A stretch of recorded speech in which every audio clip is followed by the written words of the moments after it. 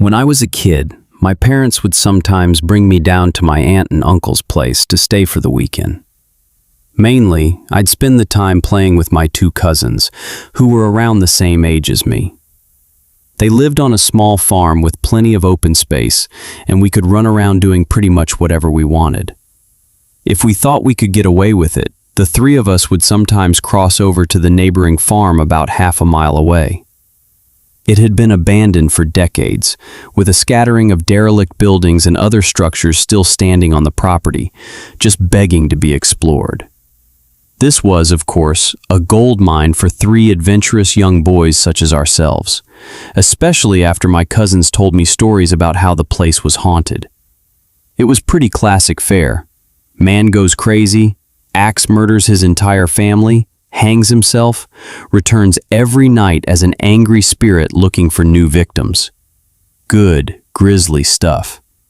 Even at that age, I knew they were probably making it up, or at least embellishing old rumors. But seeing as how the setting lent itself so well to such tales, I allowed myself to buy into it. One afternoon, we decided to play hide and seek. When it was my turn to hide, I ran off for a flimsy brown barn that had living quarters on top and climbed the stairs looking for a good spot.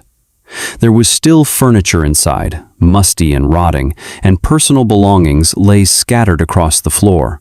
I maneuvered over broken dishes, tattered clothes, and crumbling books, eventually coming to a small bedroom with a closet. Jackpot. There were even long black dresses still hanging on the rod that I could hide behind. I stepped inside and managed to force shut the folding door. My only illumination was a slit of sunlight that shone through the crack in the door from a nearby window. I crouched down with knees tucked into chest and waited. Some time passed, and there was still no sign of my seekers. I waited some more, debating if and when I should give myself up. After nearly an hour, this was starting to get boring. My head drooped. I awoke with a jerk.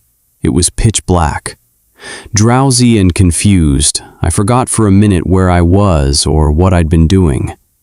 As it slowly came back to me, the realization that it was now night and that I had been abandoned here filled me with a sinking dread in the pit of my stomach. I tried to get up, but a sudden cramp in my calf kept me grounded. I squirmed about, waiting for it to pass, when I heard a door slamming shut downstairs and instantly froze. One of my cousins? There was a brief period of silence, then footsteps at the bottom of the stairs. But not just footsteps. A thud, too, after every other step. These weren't the footfalls of a child. They were slow, heavy, deliberate. I held my breath, praying they would go away. They did not. The noises continued to ascend. Step, step, thud. Step, step, thud. They reached the top of the staircase. After another moment of silence, the walking resumed, this time along with a steady scraping sound, like something heavy being dragged across the floorboards. The footsteps made their way through the debris and wandered aimlessly through various rooms. I thought I could smell something faintly putrid. The constant scrape sent cold shivers coursing down my arms and back. My worst fears were realized when the steps reached the bedroom doorway. They got closer and closer and finally stopped directly in front of the closet door. I couldn't see a thing. After an agonizing pause, they continued on, over to the other side of the room and out the doorway again. They faded away down the hallway. Scrape. I waited for what seemed like an eternity. There were no more sounds now, and I was trying to build up enough courage to open the door and flee. Three things happened simultaneously just then. I was bombarded with a smell I can only describe as fresh roadkill. I heard raspy breathing behind me in the dark closet, and I felt hot breath against the nape of my neck. That was enough for me to hurtle myself out of the confines of that nightmare space, relying on memory and scant moonlight to navigate through the darkened house. All the while, I heard footsteps chasing behind me, closing in with terrifying speed. Step, step, step, step, step, step, step, step. It was a clumsy, tortuous escape, full of trips and bumps and blind stumbling. I never looked back, at least not until I had burst out the front door and into the country night. And when I did turn around, I saw absolutely nothing. There were no more footsteps, and nobody was chasing me. That didn't stop me from running, though, all the way back to my aunt and uncle's house. There was a police car in the driveway when I got back. My parents were there too, worried sick. Everybody demanded to know where I'd been. Apparently, when my cousins still hadn't found me by evening, they'd returned home to tell their parents. Eventually, the police were called in and informed me they had already scoured every building on the farm. The insinuation that I was lying about my whereabouts didn't go unnoticed. None of it made any sense. It wasn't until years later that one of my cousins filled in a final piece of the story. He and his brother had spent hours searching for me, like they said. But the part they didn't tell anyone was that they thought they spotted me in the window of the bedroom I was hiding in. When they got closer, they saw that it wasn't me. A young boy neither of them recognized was smiling and waving down at them and gesturing for them to come upstairs. That's when they ran back home. All this while I slept in the closet.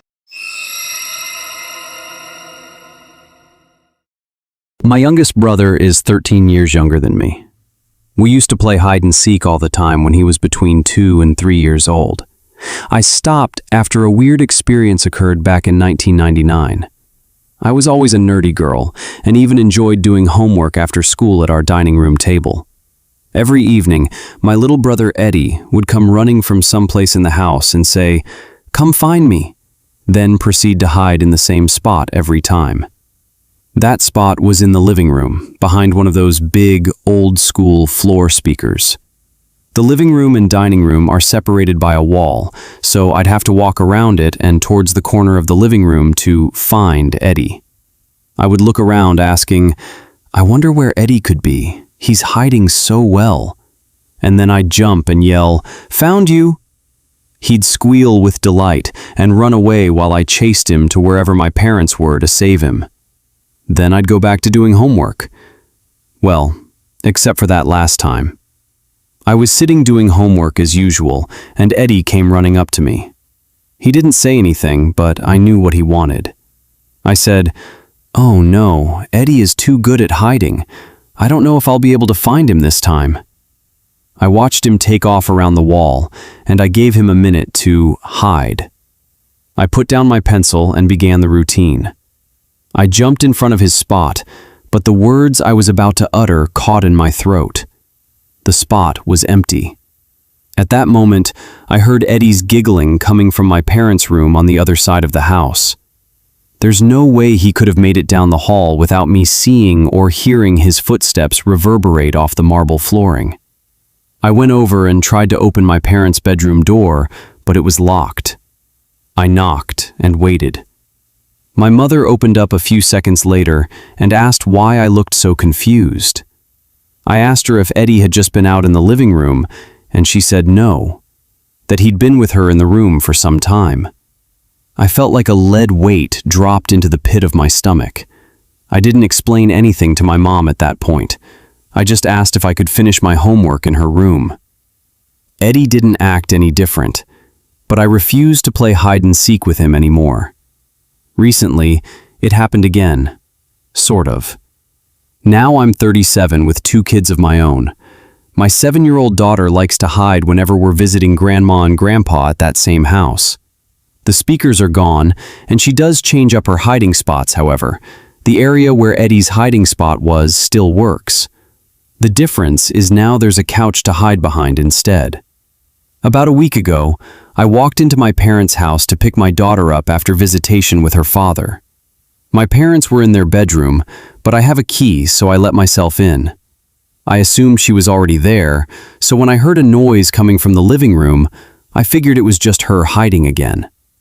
I walked quietly to the living room, toward the couch, and was about to jump scare her when I hear the front door open.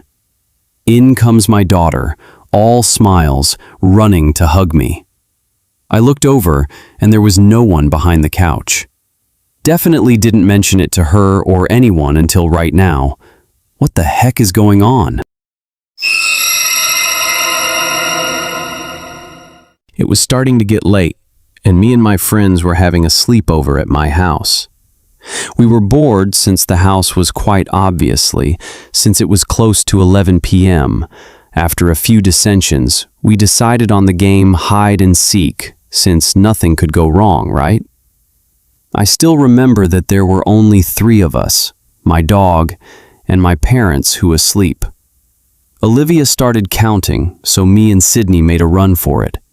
She went downstairs to the basement, and I decided to run upstairs to one of the guest rooms. I laughed to myself, thinking she would never find me as I buried myself in spare blankets that were stored away on the closet shelf.